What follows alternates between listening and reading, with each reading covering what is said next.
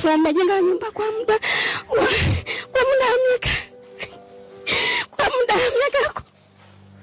wa miaka mitatu minne na kuja kuvunjwa ndani ya dakika sifuri.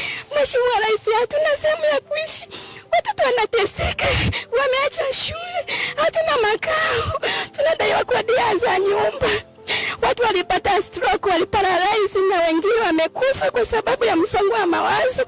Baada ya kufukuzwa tukabomolewa nyumba zetu. Cha ajabu halmashauri wakauzia watu wengine. Ya watu waliouziwa. Wao ni wakina nani na sisi ni wakina nani? Kabla ya kuvunjiwa nyumba tulianza kutishiwa kwamba ni eneo la serikali, wizara ya mifugo. Kwa hiyo tukaambiwa ile eneo sio eneo sahihi, hivyo tunatakiwa tuondoke, tuache hayo makazi yatuhusu, ni mali ya serikali.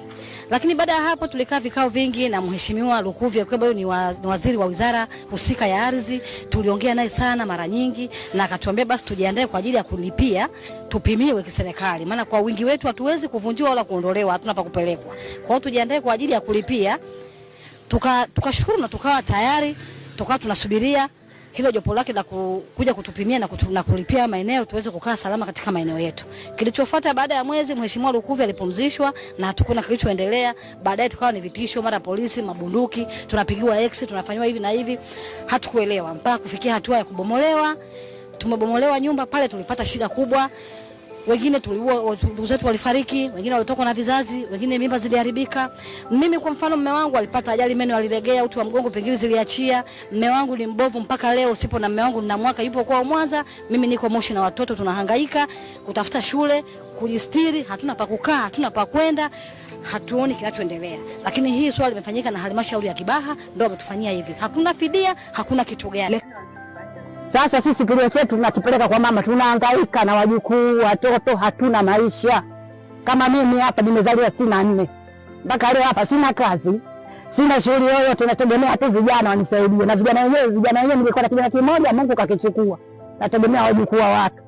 Kwa hiyo kilio tunakipeleka kwa mama, utusaidie. Na maeneo yenyewe wanasema sisi kuna mwekezaji anataka awekeze, hakuna mwekezaji wala nini. Yameuzwa tena halmashauri na sasa hivi ninavyoongea hapa nyumba zimeshaanza kujengwa. Sasa sisi wananchi ndio tupo tu tunahangaika na hii, sisi ni Watanzania, tutaishi wapi? Sisi wananchi ndio tupo tu tunahangaika na hii, sisi ni Watanzania, tutaishi wapi?